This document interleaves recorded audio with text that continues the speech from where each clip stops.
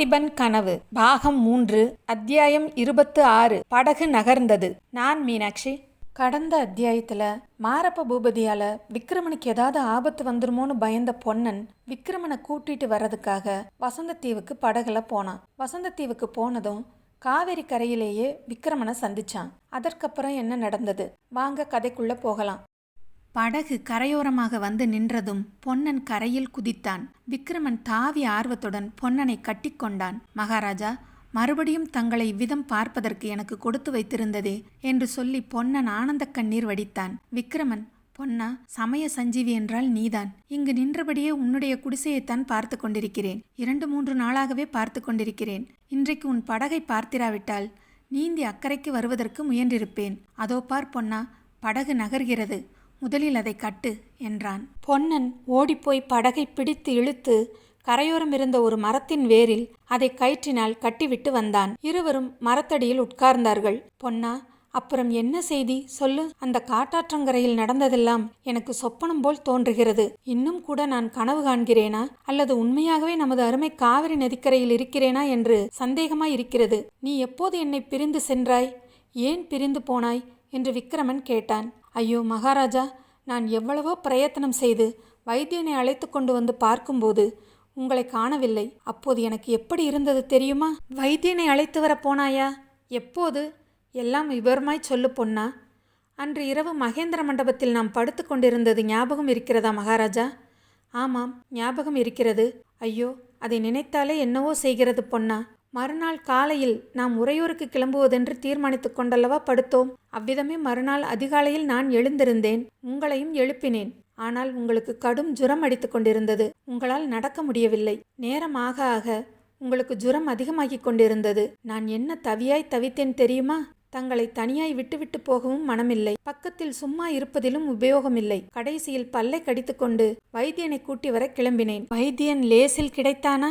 எப்படியோ தேடி பிடித்து ஒருவனை அழைத்து கொண்டு வந்து பார்த்தால் மண்டபத்தில் உங்களை காணோம். எனக்கு பைத்தியம் பிடித்தது போலாகிவிட்டது. அப்புறம் என்ன செய்தாய் என்று விக்ரமன் கேட்டான். பொன்னன் பிறகு தான் அங்குமிங்கும் ஓடி அலைந்தது, குள்ளனை கண்டது, குந்தவி தேவி தன் பல்லக்கில் விக்ரமனை ஏற்றி கொண்டு போனதை தெரிந்து கொண்டது, பராந்தகபுரம் வரையில் தொடர்ந்து வந்து கண்களால் பார்த்து திருப்தி அடைந்து பிறகு மாமல்லபுரம் போய் சிவனடியாரை சந்தித்தது, அவரும் தானுமாக கொல்லிமலை சாரலுக்கு போனது, ரகசிய வழியை கண்டுபிடித்தது, சிவனடியாரை மலைமேல் விட்டுவிட்டு தான் மட்டும் உறையூர் வந்தது ஆகிய விவரங்களை விவரமாக கூறினான். பொன்னன் சிவனடியாரை சிற்ப மண்டபத்தில் சந்தித்த செய்தி விக்ரமனுக்கு வியப்பை அளித்தது. பொன்னா, அந்த சிற்ப மண்டபத்தில் தானே ஒற்றர் தலைவன் வீரசேனனுடன் நான் தங்கியிருந்தேன். அதே இடத்தில் நீ சிவனடியாரை சந்தித்தது வியப்பாயிருக்கிறது பொன்னா. எனக்கு ஒரு சந்தேகம் கூட உண்டாகிறது என்றான் விக்ரமன். என்ன மகாராஜா சந்தேகம்? அந்த ஒற்றர் தலைவன் ஒருவேளை நமது சிவனடியார் தானோ என்று. ஆம் மகாராஜா, ஒற்றர் தலைவன் வீரசேனர் தான் சிவனடியார். நான் மாமல்லபுரத்து சாலையிலிருந்து குறுக்கு வழி திரும்பிய போது எனக்கு முன்னால் ஒரு குதிரை வீரன் போவதை பார்த்தேன். தாங்கள் சொன்ன அடையாளங்களிலிருந்து அவர்தான் வீரசேனர் என்று ஊகித்து கொண்டேன். அவரே சிற்ப வீட்டுக்குள் நுழைந்துவிட்டு சற்று நேரத்திற்கெல்லாம் வெளியே வந்தபோது ஜடாமகுடத்துடன் சிவனடியாராக வந்தார். ஐயோ, அப்படியானால் நான் உண்மையில் யார் என்று பல்லவ சக்கரவர்த்தியின் ஒற்றர் தலைவனுக்கு தெரியும். ஆனால் ஆதி முதல் நமக்கு உதவி செய்து வந்திருப்பவர் அவர்தான் அல்லவா? இப்போது என்னை காட்டி கொடுத்து விடுவாரா? ஒரு நாளும் மாட்டார் சுவாமி. அவர் பல்லவ சக்கரவர்த்தியின் ஒற்றர் தலைவரான போதிலும் போர்க்களத்தில் தங்கள் தந்தைக்கு வாக்குறுதி கொடுத்திருக்கிறார். அவரால் ஒரு அபாயமும் இல்லை. ஆனால் என்ன பொன்னா, வேறொரு பெரும் அபாயம் இவ்விடத்தில் இருக்கிறது. மாரப்ப பூபதி தான் இப்போது சோழ நாட்டின் சேனாதிபதி, தெரியுமல்லவா? அவருக்கு தாங்கள் இங்கு வந்திருப்பது பற்றி எவ்விதமோ சந்தேகம் உதித்திருக்கிறது மகாராஜா. நாம் உடனே கிளம்பி போக வேண்டும். இங்கே இருப்பதில் அதைவிட பெரிய அபாயம் வேறொன்று இருக்கிறது பொன்னா. நாம் உடனே கிளம்ப வேண்டியதுதான் என்று விக்ரமன் கூறியபோது அவனுடைய முகத்தில் ஒரு விதமான கிளர்ச்சியை பொன்னன் கண்டான். அது என்ன அபாயம் மகாராஜா என்று கேட்டான். ஒரு இளம் பெண்ணின் கருவெளிகளில் உள்ள அபாயம்தான் என்று கூறி விக்ரமன் காவேரி நதியை பார்த்தான். சற்று நேரம் மௌனம் குடிகொண்டிருந்தது. பிறகு விக்ரமன் சொன்னான். உன்னிடம் சொல்லாமல் வேறு யாரிடம் சொல்லப் போகிறேன் பொன்னா?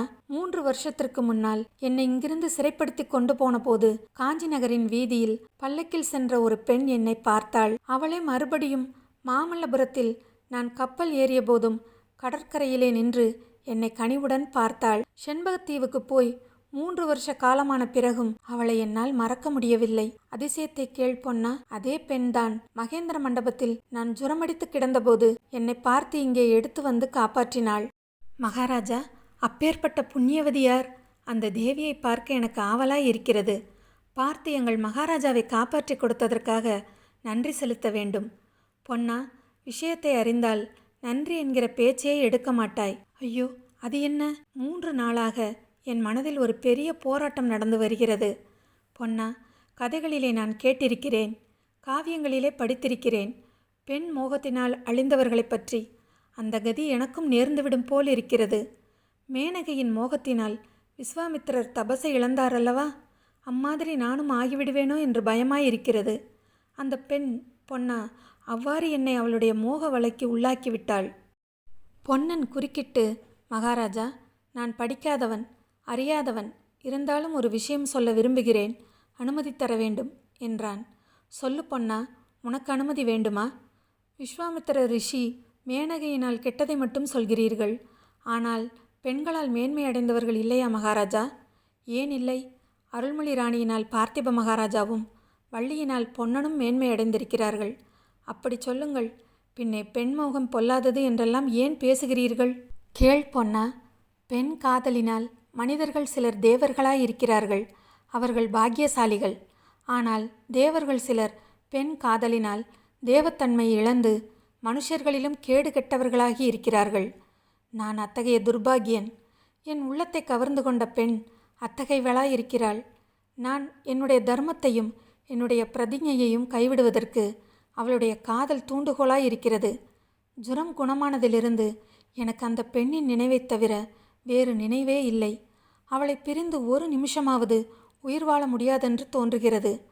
அவளுக்காக சொர்க்கத்தை கூட தியாகம் செய்யலாம் என்று தோன்றும்போது, சோழ நாடாவது சுதந்திரமாவது அவளுடன் சேர்ந்து வாழ்வதற்காக காஞ்சி நரசிம்ம பல்லவ சக்கரவர்த்திக்கு கப்பம் கட்டினால்தான் என்ன? பொன்னனுக்கு தூக்கி வாரி போட்டது. விக்கிரமனுக்கு இது கடைசி சோதனை என்று சிவனடியார் சொன்னது அவனுக்கு நினைவுக்கு வந்தது. ஐயோ, என்ன இப்படி சொல்கிறீர்கள்? உறையூர் சித்திர மண்டபத்தில் பார்த்திப மகாராஜாவிடம் தாங்கள் செய்த சபதம் ஞாபகம் இருக்கிறதா என்று கேட்டான். ஞாபகம் இருக்கிறது பொன்னா, இன்னும் மறந்து போகவில்லை. ஆனால் எத்தனை நாளைக்கு ஞாபகம் இருக்குமோ தெரியாது. தினம் தினம் என்னுடைய உறுதி குலைந்து வருகிறது. ஆகையினால்தான் உடனே கிளம்பிவிட வேண்டும் என்று சொல்கிறேன். இப்போதே உன்னுடன் வர சித்தமாயிருக்கிறேன். கிளம்பலாமா என்றான் விக்கிரமன். கிளம்பலாம் சுவாமி. ஆனால் இந்த தீவில் நமக்கு ஒரு காரியம் இருக்கிறதே. மகாராணி கொடுத்த பெட்டியை இங்கே புதைத்து வைத்திருக்கிறேன். பார்த்தாயா, அதை கூட மறந்துவிட்டேன். இன்னும் 2 நாள் போனால் வந்த காரியத்தையே மறந்து விடுவேன். என்னையே கூட மறந்து விடுவேன். இன்றைக்கு அந்த பெண் வருவதற்குள் நாம் போய்விட வேண்டும். பெட்டியை எங்கே புதைத்து வைத்திருக்கிறாய் என்று விக்கிரமன் பரபரப்புடன் கேட்டான். சமீபத்தில்தான் இருக்கிறது சுவாமி. தோண்டி எடுக்க வேண்டுமல்லவா?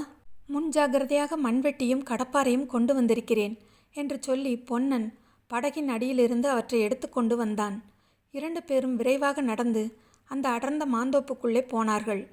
அவர்கள் போய் சற்று நேரத்திற்கெல்லாம் சமீபத்தில் இருந்த ஒரு மரத்தின் மறைவிலிருந்து குந்தவி தேவி வெளியில் வந்தாள். சுற்றுமுற்றும் பார்த்துவிட்டு நதிக்கரையில் படகு கட்டியிருந்த இடத்திற்கு சென்றாள். இன்னும் ஒரு கள்ளப்பார்வை அங்குமிங்கும் பார்த்துவிட்டு படகை மரத்தின் வேருடன் கட்டியிருந்த கயிற்றை அவிழ்த்து விட்டாள்.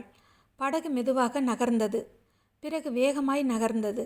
சிறிது நேரத்திற்கெல்லாம் வெள்ளப்பிரபாகத்தில் அடித்துக்கொண்டு அதிவேகமாய் சுழன்று செல்லத் தொடங்கியது.